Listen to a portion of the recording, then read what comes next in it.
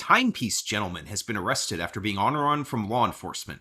Now, he sounds like someone who would be terrorizing Gotham City, but is actually a guy named Anthony Farrer, who is a watch dealer who is being accused by the federal government of engaging in a Ponzi scheme involving watches that were being sold on consignment. I'm Kevin Kneupper. I'm an attorney at Kneupper & Covey, and I want to walk you through this crazy lawsuit. Now, if you don't know who the Timepiece Gentleman is, then you're maybe lucky. He's one of these guys who is flexing all over social media with all his supposed wealth, with expensive watches everywhere. He was a watch dealer who originally just sort of had a business in Texas with no physical location. Then he moved to Los Angeles, opened up a store, and was all over driving Ducatis and Lamborghinis and showing off himself in casinos and all kind of things like this, suggesting that he was extremely wealthy. But a few months ago, he posted videos saying that he was $5 million in debt and acknowledging that he had been using other people's watches that they'd given to him and entrusted to him to sell on consignment in order to fund his own lifestyle of expensive, wealthy spending everywhere to impress us all. People who were not impressed are the people who had given him expensive watches to sell on consignment. Now, if you don't know what that is or how that works, consignment, you've probably seen stores, like if you drive by, you might see furniture stores that say consignment store. That is a business where they don't actually buy, say, the furniture or the watches. They take furniture or watches or whatever that's owned by someone else, sometimes it's even car dealerships, and they hold those at their store, and they'll sell them to people, and they take a smaller percentage of, it could be 5, in his case it was 5%, sometimes it's 10 or 15%, but some kind of percentage of the amount that they sell it for, and then give back the rest to you. So the idea is that if I own one watch, I don't own a store, it's not my business to resell it, I'm not going to get the best price. So you go to this guy, you give him whatever watches you have, and he sort of collects them all together from a bunch of people. And then when someone wants to go to a watch store, they can go to him. They have all these different options. He'll have connections, he'll have people he can talk to, and ideally he would get the best price. That's fine as a business. That's totally legitimate. There's lots of people who do that. But the problem is when you don't treat the watches that are not yours, because they're not yours, as if they are property that you're holding in trust. And what Mr. Farrer is accused of doing is just, we'll see a variety of different ways that he was taking those watches and either getting loans out on them or just trading them around to different people to try to keep his Ponzi scheme afloat.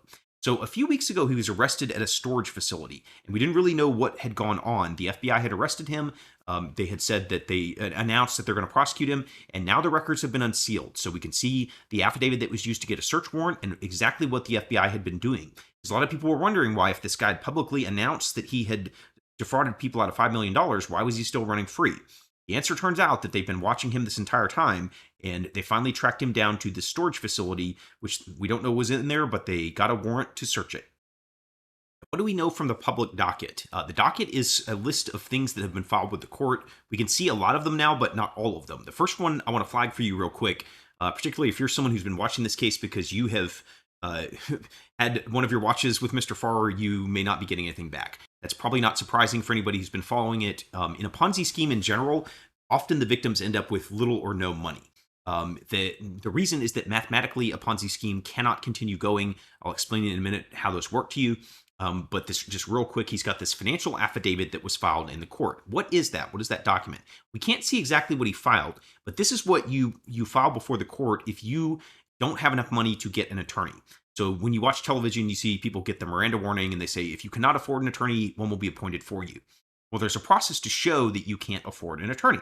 So you file this document, and I'll show you the blank form for the federal district that this case has been filed in.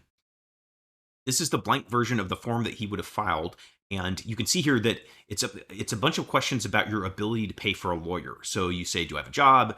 What are the value of all my possessions?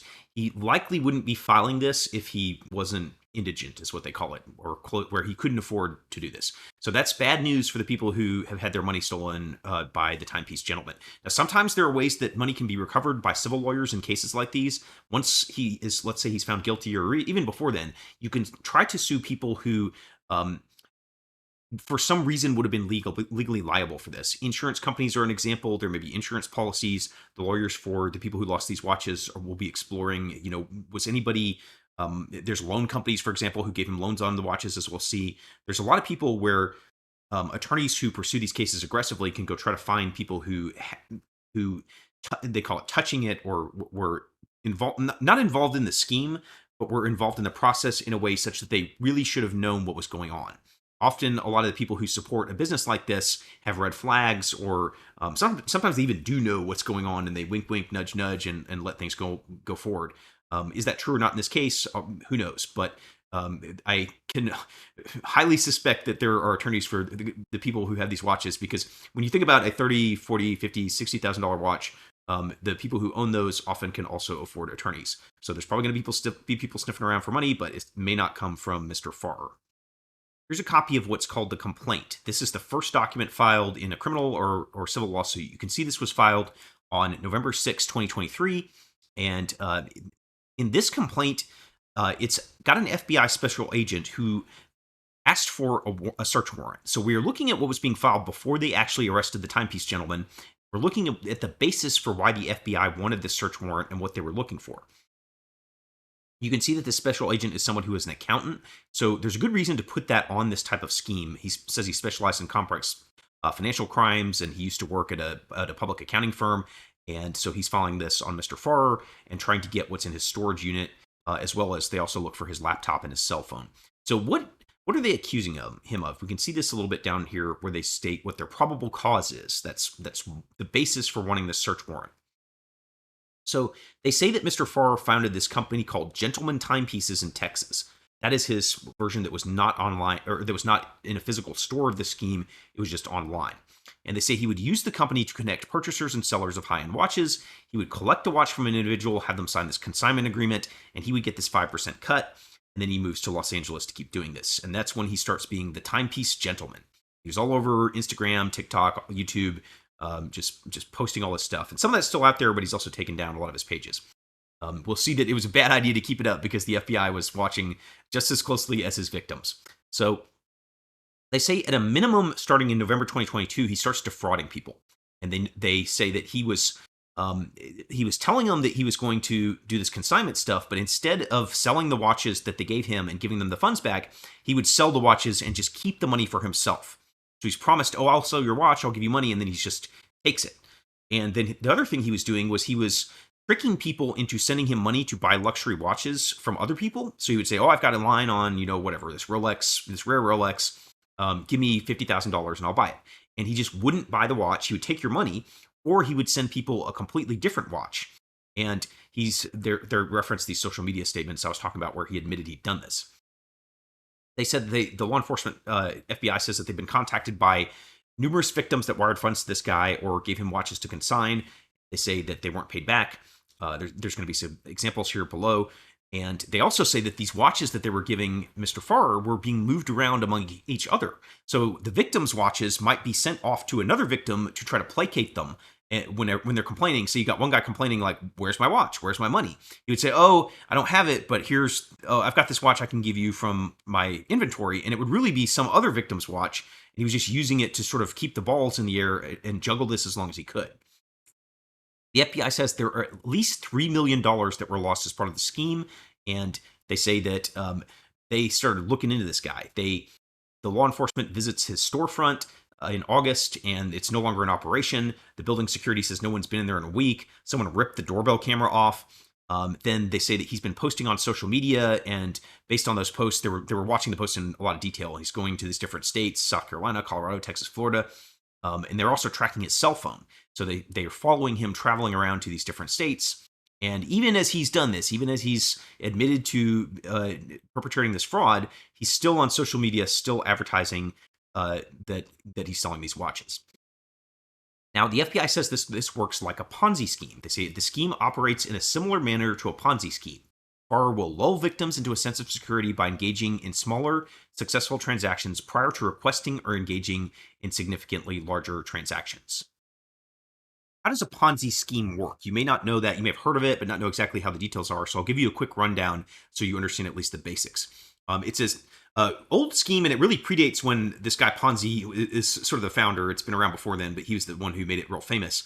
It's a guy, an Italian immigrant in the United States, who was claiming to people that he had this great investment of stamps in Italy. Like he could basically go to Italy, where he was from, and then he would invest in these stamps, and the government would pay him back money. And so he's making huge returns, whatever the amount. It would be like, oh, I'll give you 100% return. I'll double your money in 2 months. Just give me your money and I'll go invest it in Italian stamps, and then it's this great deal. He wouldn't actually do the investment. So the way the Ponzi scheme works is you take the money from the first investor and you don't actually do any investment. You just you'll take money and pay them back with the return. So if you promise them, twice that you double their money in 2 months, you actually do double their money. But that's just part of the scheme. So they'll go usually get the money from a next investor, more investors. They're pitching to different people. Whenever new money rolls in from a new investor, they go pay off the first investor. And that enables them to go give, double somebody's money. But it also means that the first person is sitting around going, wow, it worked. It's crazy. Like this guy he bought Italian stamps and he doubled my money. That causes a couple of things to happen. The first guy starts going, well, if I gave him $1,000, maybe I should give him 20,000. And they'll keep giving money to the person. Often there's no actual doubling. If the person doesn't ask for the money back, a lot of people just want to keep letting it ride, and they will. The guy running the Ponzi scheme just gives them paper that says, "Oh, I tripled your money, I quadrupled your money," and they have these fictional numbers in their head that they think they're making millions, and really they're just handing money to some guy who's telling them they're making profits, and if they never take it out, then he never has to pay them. The alternative is to pay them with other people's money from the new investors. But then what happens is that the first person who saw their money get doubled will run around to all their friends and family bragging about their money and how they doubled their money with Italian stamps or whatever, in this case watches. And then that causes all the friends and family of the first guy who's out there buying a new grill, buying a new car, buying whatever, bragging about all the money he made. Everyone else wants in. He starts referring his friends and family. And then they become the new suckers as part of the scheme. Mathematically, this has to collapse. There is no way to keep a Ponzi scheme going because eventually you run out of other people's money. Their money is not infinite. You will run out, and then the scheme will collapse once it gets too big. So these things always are a disaster in the end, yet people keep doing them because they enjoy the ride and they don't think about it or whatever. Mr. Farrer, when they say he was running an equivalent of a Ponzi scheme, it was like that for watches. So when he says, he goes to these people and says what he would do, and we'll see this in a minute. He was starting with small transactions. It would make people feel safe with him. Oh, he did sell a watch. He did pay me back. He made a lot of money on my watch. He's a great salesman. And then they would give him more and more watches, and eventually he'd be like, all right, time to grab everything they gave me and use it for myself. It can't keep working because he's using new people's watches and new people's money to pay off the people who are complaining to keep lawsuits from happening. And eventually he runs out of victims, runs out of new money coming in, and the whole thing collapses. And that's what occurred here. We have a lot of testimony from the specific victims that in the affidavit, they're describing what happened to these people. The first one we see is victim BS. That's initials. They keep these people anonymous, whether it's BS or not, I don't know. But they say that law enforcement interviews this person. BS contacts Farrer in February to buy a watch for $20,000. This person wires the Timepiece Gentleman $20,000 and receives a luxury watch. And so because that worked, right, now it's like, okay, I can trust this guy with 20 grand. They trust him with 50 grand for the next watch. And then he does a real transaction for that too. So then the guy ups it up again. He says, okay, here's an $85,000 watch that I'll consign with Farrer to sell it. And then Farrer, the Timepiece Gentleman, starts acting like he's his good friend. But then he doesn't. There's a first red flag is that the Timepiece Gentleman says, "Oh, here I can't give you the proceeds from this watch, or can't sell it. So here's another watch worth $76,000, and here's a $9,000 credit, so you can buy another watch from me." And then the guy says, "Oh, okay, it's fine with that, I guess." And then consigns another 2 luxury watches now worth $220,000. And the FBI reviews these text messages between Timepiece Gentleman and this guy, and shows that there were 2 expensive watches sent to Farrer. They describe that. They show the FedEx shipping labels. And when we go through this, Farrer, or the Timepiece Gentleman, is trying to sort of lull the guys, what they say, trying to say, oh, there's a 90% chance of a done deal on this. He tells the victim that this Rolex Sky Dweller had been sold for $70,000. This other watch had been sold as well, but he didn't actually do it. He was just lying. And so then Timepiece Gentleman says he's been robbed. He's not going to be able to pay. Yes, he sold it, but he was robbed of the money. And so he says he'll send another watch as a partial payment and sends a Rolex to this victim. But the victim goes and starts investigating and finds out that this watch was actually just a watch that had belonged to one of the other victims, the many victims of this scheme. So he's moving these watches around, and the FBI describes this as a lulling payment. Lulling meaning you lull him into where he won't go take action against you. So The Timepiece Gentleman is just taking whatever money he can get his hands on, whatever watches he can get his hands on. He gives them to whoever's complaining the most, and then sort of shuts those people up so he can keep the scheme going. The FBI also interviews a former employee of his company, of the Timepiece Gentleman's company. That's TPG.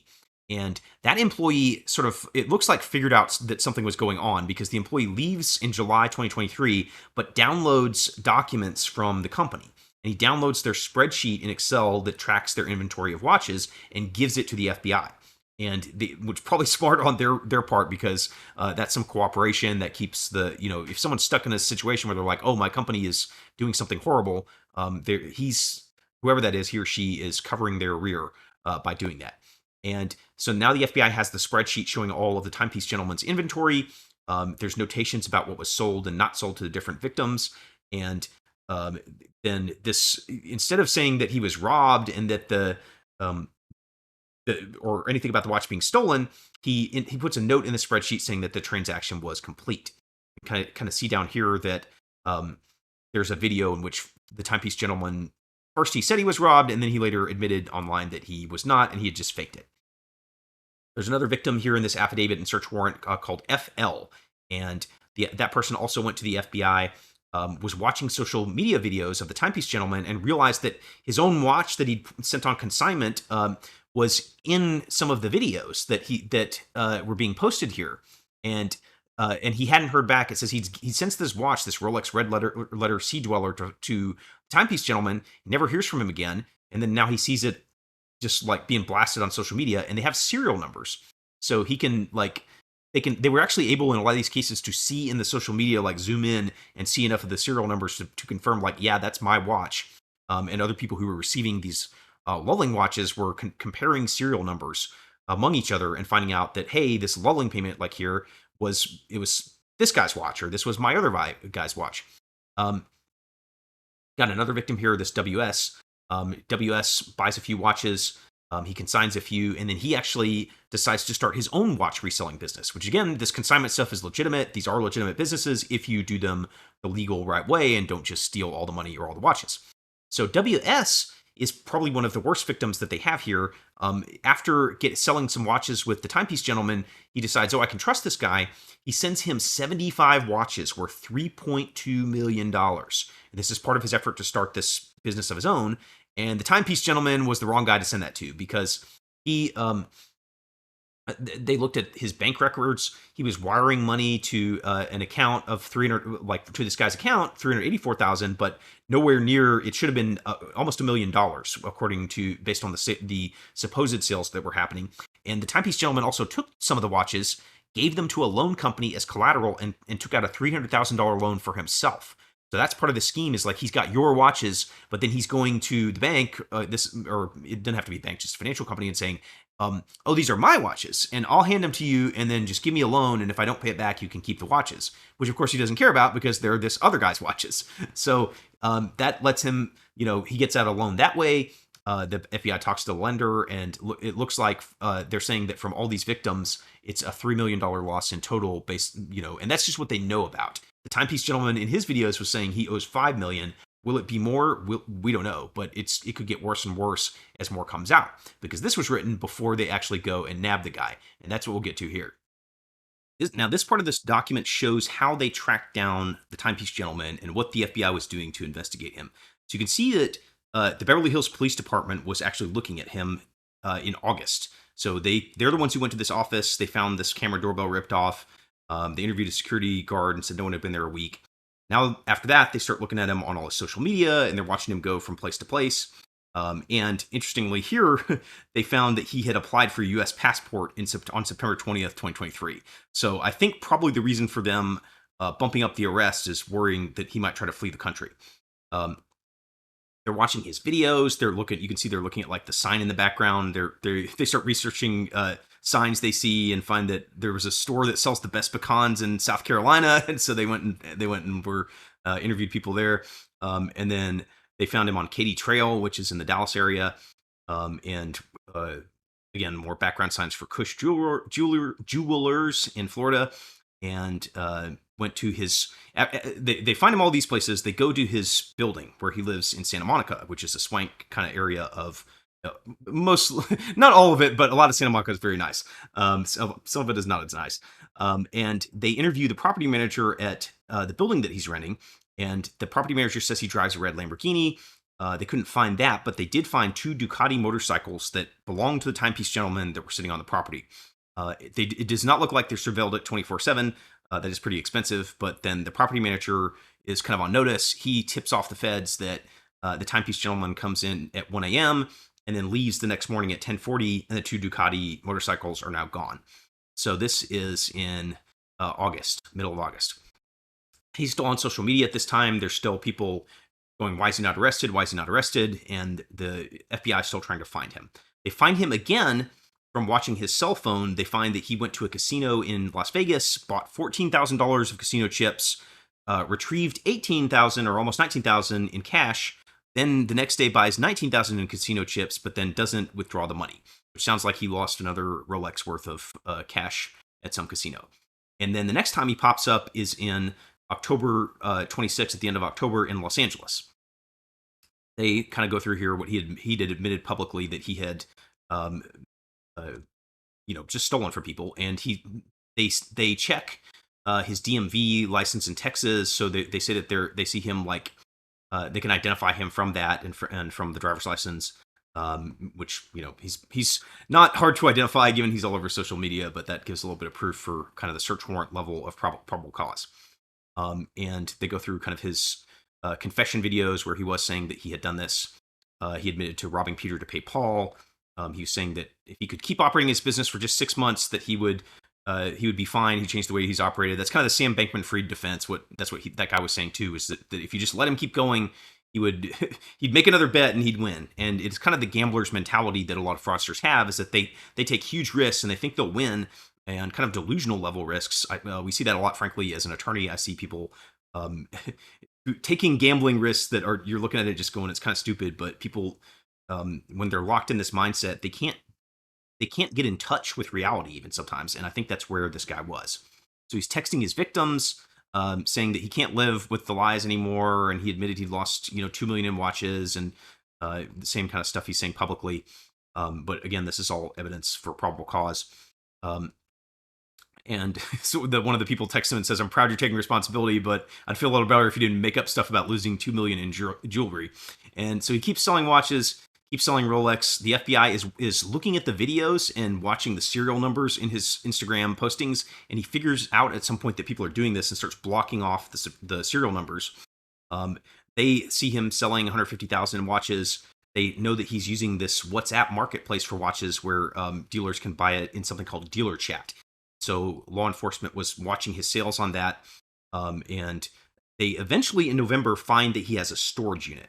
So they go to this. They actually see him personally. This FBI agent and another agent find him at Dogtown Coffee in Santa Monica. They see him on a laptop and they see him writing in a black journal. And they let him. They kind of are watching him, like they want to go see. I think if there's any. Can you find the stash? Like they know he's still selling watches, so there must still be something somewhere. So they follow him. He's wearing a backpack. He gets on a Ducati motorcycle with no license plate, and then they find the Ducati in a public storage facility in Venice, in California. And they go there. They watch far outside this unit. He puts something in his backpack, and then he leaves the storage unit on this Ducati.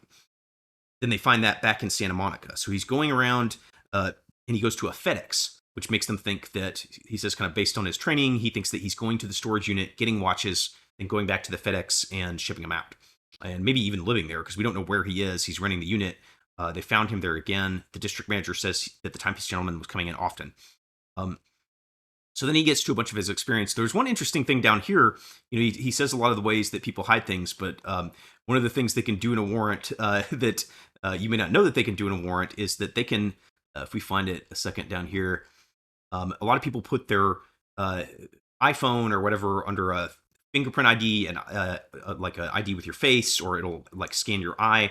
What the FBI can do is they actually got in this warrant, or were seeking anyway, in order to put his thumb or his fingers against his phone and also hold the phone in front of his eyes or face to get past any biometric restrictions that he had on this.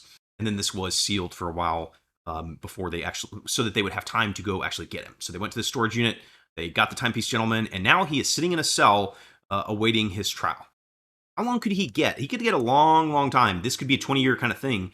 Probably the reality is if he pleads guilty, which is kind of the smart thing to do, he's already publicly admitted this. You're not, as an attorney, you're looking at this going, this is not a good case. And the Timepiece Gentleman will do some time. These things can plead out in the 5 to 7 year range. Sometimes, if you ever watch American Greed, you'll see a lot of people get out in that range. If the feds, if you kind of flip them off, essentially, is not literally, but sometimes when people go and they thumb their nose at the government, it makes it look they're not repenting, so they're going to keep doing it. So when someone acts like that, it really depends a lot. Like, how has he acted? He may say, "Oh, look, I've been trying to make things right." I think may say he's had some addiction issues in the past because this is not his first round in jail. Timepiece Gentleman had some DUI charges. He has been arrested before. This casino stuff does make it look like there's some addiction going on in the background too. So if you're him, that's the way to try to at least mitigate this and do your time and maybe come back and don't sell watches anymore. We'll see, but I really don't see him getting off on this one. It does seem like one where he's probably going to go to jail, and hopefully there is at least some restitution for his victims, even though whatever's in the storage unit, it's probably not enough to pay it off. Otherwise, he would have done it already. So if you want to see more videos about what happens to this guy or what videos about crazy lawsuits, hit subscribe.